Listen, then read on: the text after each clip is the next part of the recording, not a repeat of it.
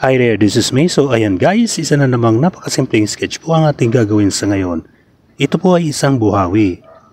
Ang buhawi, alimpuyo, tornado o ipo-ipo ay isang bayolente, mapanganib at umiikot na kolumna ng hangin na dumarapo o sumasayad kapwa sa kalatagan ng lupa, ng daigdig at ng isang ulap na cumulonimbus o sa hindi kadalasang pagkakataon sa paanan ng isang ulap na cumulus.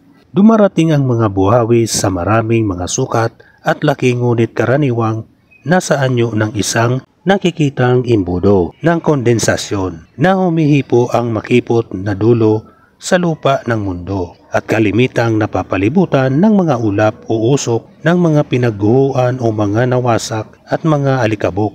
Ang mga buhawi ay bumubuo sa ibabaw ng lupa samantalang ang ipo-ipo naman ay nabubuo sa ibabaw ng tubig. Ang mga buhawi ay ang pinakamarahas na bagyo sa kalikasan. Lumilitaw ang mga ito na parang imbudo na hugis kuno na ulap na may mabilis na hangin na umaabot sa mahigit 200 milya sa bawat oras. So ayan guys, patapos ng ating pag-i-sketch. Ako po'y nagpapasalamat sa inyo sa walang sawang panonood nyo sa aking mga simpleng sketches.